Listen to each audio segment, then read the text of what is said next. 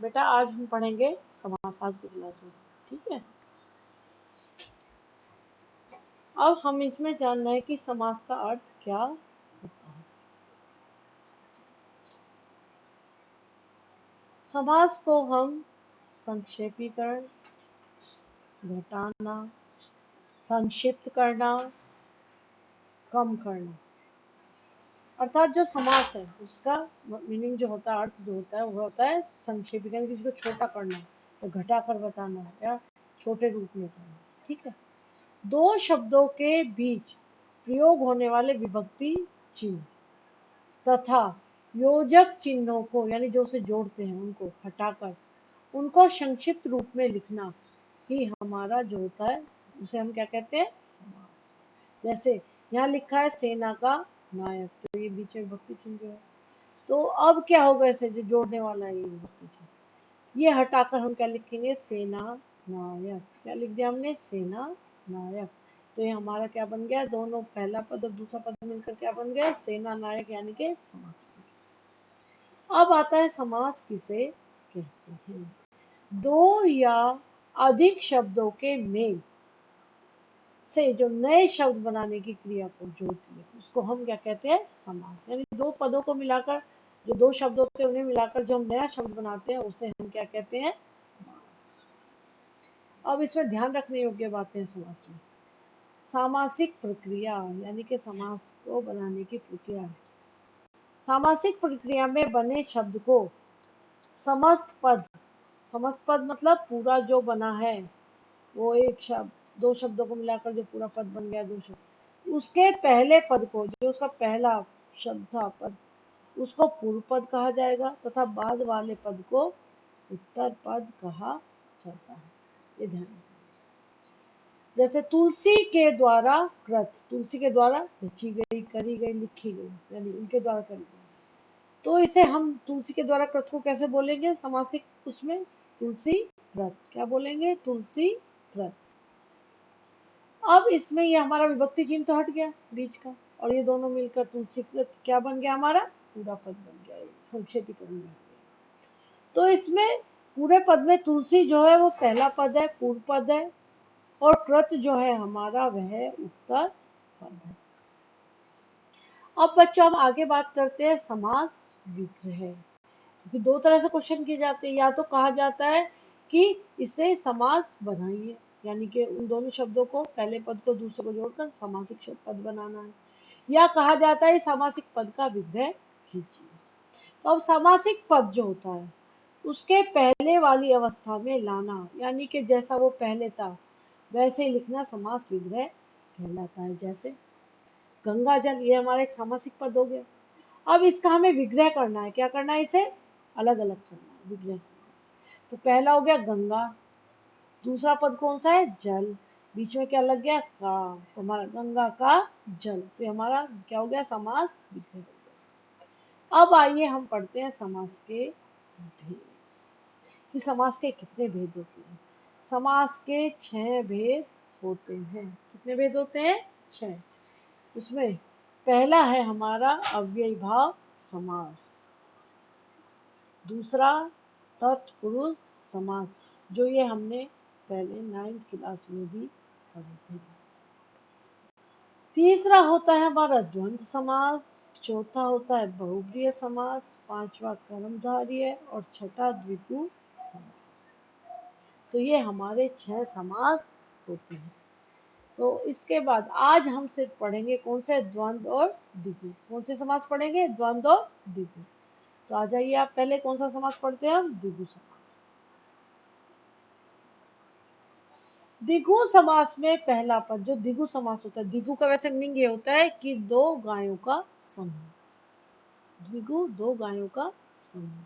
तो द्विगु समास में पहला पद जो होता है वो होता है संख्या वाचक, यानी कि पहला पद जो होता है वो संख्या में होता है, जिसमें हमें गिनती पता चल रही है, जैसे 1 2 3 4 5 ये जो हम बोलते हैं इंग्लिश में, यानी कि 1 2 3 4, उससे हमें गिनती पता चलती है। तो दोनों पदों के बीच विशेषण विशेष्य संबंध हो, जिसमें पहला पद क्या हो, संख्यावाची हो, गिनती वाला हो, और दोनों पद के बीच में विशेषण, यानी कि जो संख्या है वो हमारी विशेषण बन गई, और जो जिसकी जिसकी बता रहे कि कितनी संख्या में, वो हमारा क्या कहलाएगा, विशेष्य।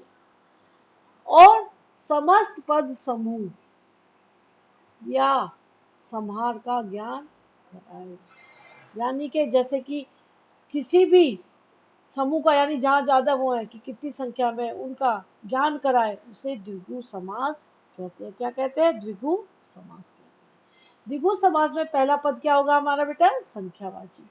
और दोनों पदों के बीच विशेषण विशेष्य संबंध हो, यानी पहला पद जो संख्यावाची वो विशेषण, और जो जिसकी संख्या जितनी बताई जा रही है वो हमारा क्या कहलाएगा? विशेष्य। और पूरा जो पद है वो समूह का ज्ञान कराए। समूह या समार यानी दोनों एक ही चीज होती है। किसी समूह का ज्ञान कराए उसे द्विगु समास कहते हैं। द्विगु समास में संख्याओं का समाहार समूह होता है, यानी संख्याओं का क्या होता है? समूह या समाहार होता है, कुछ भी लिखो दोनों के साथ। द्विगु समास में 1 से लेकर 1000 तक संख्याएं आती हैं, यानी हम कितनी भी संख्या ला सकते हैं। जैसे उदाहरण देखो आप, शताब्दी, शत प्लस आपदी।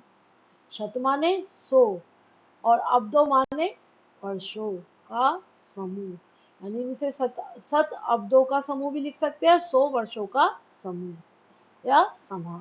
तो ये हमारा क्या कहलाता है? शताब्दी। चौराहा, चो रहा 4 राहों का समाह। राह तो समझते हो, रास्ता, लिख कर राह माने रास्ता। 4 संख्या आ गई 4,